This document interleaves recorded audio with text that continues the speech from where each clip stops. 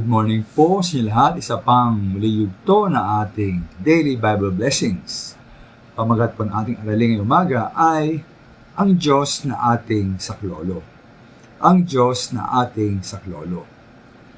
Kapag tayo dumadaan at nakaranas ng mga hirap, problema at pagsubok sa ating buhay, nawa tayo po'y laging magtiwala, lumapit, at tumawag po sa ating Diyos.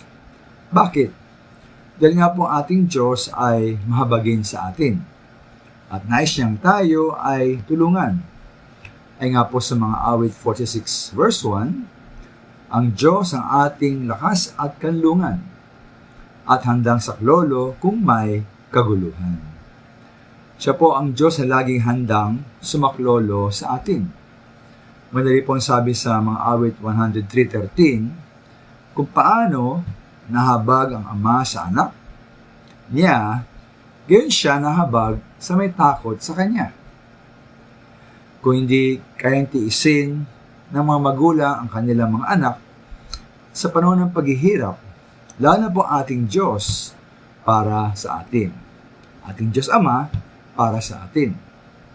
Kaya tayo po'y huwag magatubiling lumapit sa Diyos at humingi ng tulong sa Kanya sa oras ng ating kagipitan at pangailangan.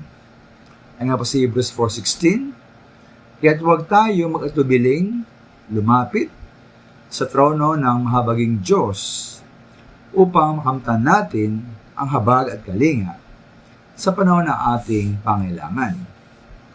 Para po sa akin, ang pagbanggit ng trono sa basikulong ito ay paalaala na ang Diyos ay ang hari ng lahat at lubos na makapangyarihan. Kaya kaya niyang tumulong anuman ang ating kalagayan.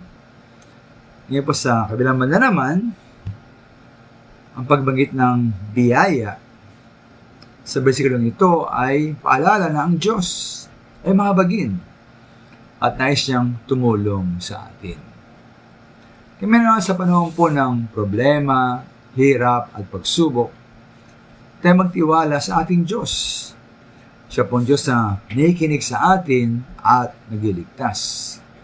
Ay nga sa mga awit 34:17, agad dinirinig daing ng matuwid, nililigtas sila sa mga panganib. Mga minamahal, nawa po'y lumapit at tumawag tayo sa ating Diyos, ang Diyos na ating saklolo. Maraming salamat.